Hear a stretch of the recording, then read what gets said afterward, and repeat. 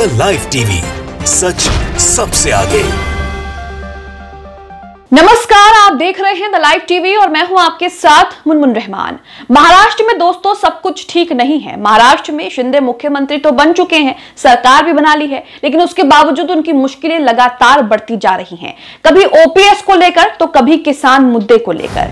आपको बता दें कि किसानों ने नासिक से मुंबई के लिए मार्च का ऐलान किया था। उनका मार्च दूसरे दिन भी जारी है, जिसको लेकर शिंदे सरकार जो है किसानों के आगे झुकती हुई नजर आ रही है।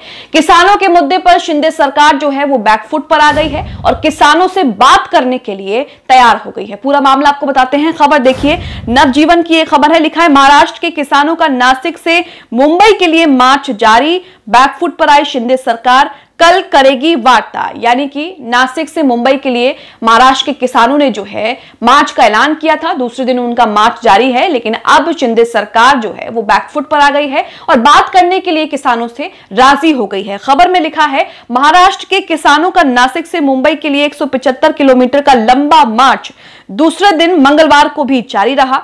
अखिल भारतीय किसान सभा के नेतृत्व में शुरू हुए इस मार्च में किसानों की लगातार बढ़ती संख्या को देखते हुए शिंदे सरकार बैकफुट पर दिख रही है। सरकार ने कहा कि ये बुधवार को किसान नेताओं के एक प्रतिनिधि मंडल के साथ बातचीत करेगी।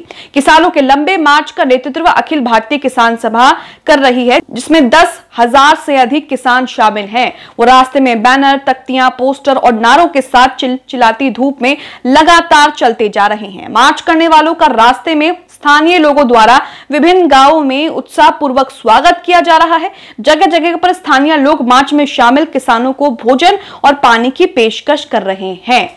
तो यहां पर किसान जो हैं एक बार फिर से बीजेपी सरकार, शिंदे सरकार को झटका देते हुए उन्होंने मार्च का ऐलान किया। उनका मार्च दो दिन तक उनका मार्च जो है वो जारी रहा। उसके बाद शिंदे सरकार बैकफुट पर आई और उनसे बात करने के लिए राजी हो गई। कहा गया कि आपसे बात करने के लिए एक प्रतिनिधि मंडल जो है वो जाएगा। तो शिंदे सरकार की जो मुश्किलें हैं वो लगातार बढ़ती जा रही हैं। कभी ओपीएस की मांग को लेकर लोग, कर्मचारी जो है वो सड़कों पर आ रहे हैं, कभी किसान जो है अपनी मांगों को लेकर सड़कों पर आ रहे हैं। इसी के साथ आपको बता दें कि शिंदे सरकार के ही एक मंत्री ने महाराष्ट्र में किसानों की जो आत्महत्या हो रही है उसको लेकर एक बेहद ही निंदनीय बयान दिया था। वो भी आपको बताएंगे। उसको लेकर भी जमकर विवाद हो रहा है। खबर में आगे देखिए, लिखा है मुख्यमंत्री एकनाथ शिंदे और डिप्टी सीएम देवेंद्र फडणवीस किसान नेताओं से मिलने वाले थे। मंगलवार को किसान नेताओं से मिलने वाले थे, लेकिन पुरानी पेंशन योजना ओपीएस की बहाली की मांग को लेकर राज्य सरकार के कर्मचारियों द्वारा शुरू की हड़ताल के कारण बैठक स्थगित कर दी गई।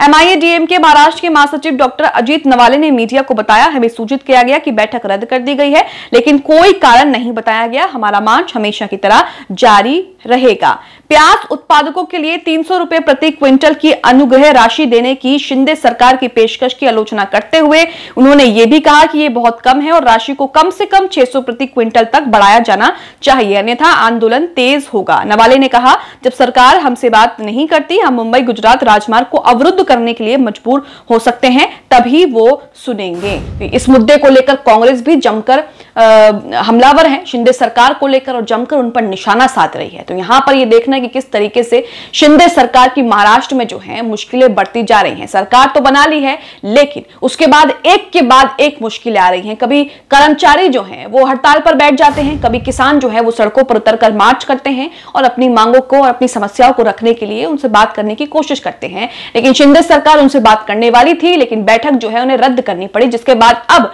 शिंदे सरकार का एक प्रतिनिधि मंडल जो है वो किसानों से बात करने के लिए जाएगा। इसी के साथ इस खबर में देखिए, आगे लिखा है विपक्ष के नेता अजीत पवार और महाविकास आघाड़ी के अन्य नेताओं ने विधानसभा में यह मुद्दा उठाया और संकटग्रस्त किसानों का समर्थन किया। कांग्रेस के प्रदेश अध्यक्ष नाना पटोले, एनसीपी के प्रदेश अध्यक्ष जयंत पाटिल, शिवसेना यूबीटी के भास्कर जाधव जैसे नेताओं अन्य से मांग की है कि किसान प्याज की गिरती कीमतों के कारण संकट से जूझ रहे हैं। सरकार को इन्हें 500 रुपए से 700 रुपए प्रति क्विंटल के बीच दाम देना चाहिए।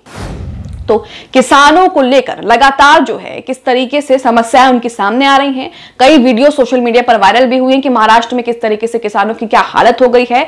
और जब मंत्री जी से सवाल पूछा गया कि महाराष्ट्र में किसान जो है वो आत्महत्या कर रहे हैं, तो वो इस तरह का बयान देते हैं जिसे आप सोच भी नहीं पाएंगे। मंत्री जी कहते हैं कि किसान जो आत्महत्या कर रहे हैं उसमें कोई नई बात नहीं है। आप देखिए कि किस तरीके से लगातार इस सरकार पर, इस पार्टी पर किसान विरोधी होने का आरोप लगता है और वो किस तरीके से इन बातों को सही भी साबित कर देते हैं। वो खबर भी आपको दिखाते हैं किस तरीके से किसानों पर मंत्री जी किस तरह का बयान दे रहे हैं। खबर में लिखा है, कृषि मंत्री के किसानों पर दिए बयान ने बढ़ाई शिंदे सरकार की मुश्किलें, विपक्षी दलों ने मांगा इस्तीफा। तो खुद कृषि मंत्री ही किसानों को लेकर इस तरह का बयान दे रहे हैं कि किसान जो आत्महत्या कर रहे हैं उसमें कोई भी नई बात नहीं है। अब आप सोचिए कि किस तरीके से ये सरकार जो है वो किसानों की समस्याओं को सुलझाएगी या फिर उन्हें सुनेगी। खबर में आगे लिखा है, महाराष्ट्र के कृषि मंत्री अब्दुल सत्तार के बयान पर बवाल हो गया है।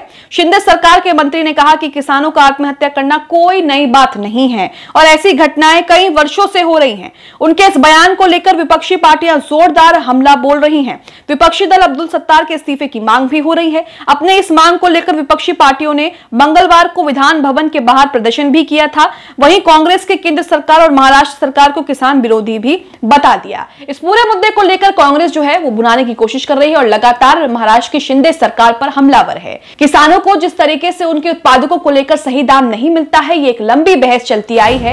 इसको लेकर कई तरह के प्रदर्शन भी हुए, लेकिन महाराष्ट्र में अब यही समस्या जो है किसानों की, वो शिंदे सरकार की मुश्किलें जो है वो बढ़ाने वाली है, क्योंकि किसानों ने यह भी कह दिया है कि हम जो हैं, अगर हमारी बात नहीं सुनी गई तो हम सड़कों को जाम करने के लिए भी मजबूर हो जाएंगे और तब इन्हें सुनना पड़ेगा। खबर में आगे लिखा है, इस मुद्दे को लेकर महाराष्ट्र कांग्रेस के अध्यक्ष नाना पटोले ने केंद्र और राज्य सरकार पर निशाना साधा है।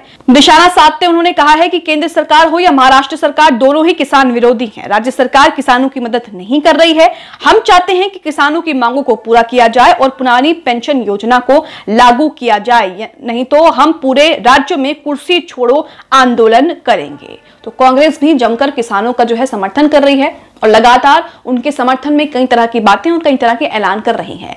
लेकिन जिस तरीके से ये देख रहे हैं कि किसानों की समस्या जो है वो लगातार बढ़ती जा रही है और जब इनकी समस्याओं को लेकर जो सत्ता में बैठे मंत्री विधायक होते हैं उनसे पूछा जाता है तो वो इसी तरह की बयानबाजी करते हैं, इसी तरह की टीका टिप्पणियां करते हैं। जब मंत्री जी से पूछा गया कि किसान जो है वो आत्महत्या कर रहे हैं तो उन्होंने कह दिया कि ये कोई नई बात नहीं है, ये कई वर्षों से हो रहा है। लेकिन मंत्री जी को ये नहीं पता कि ये क्यों हो रहा है और इसे कैसे रोकना चाहिए। खबर में आगे लिखा है, कृषि मंत्री अब्दुल सत्तार ने रविवार को औरंगाबाद जिले में अपने निर्वाचन क्षेत्र में सिल्लोड में किसानों के आत्महत्या करने के विषय में पूछे गए सवाल के जवाब में कहा कि किसानों का आत्महत्या करना कोई नई बात नहीं है और ऐसी घटनाएं कई वर्षों से हो रही हैं।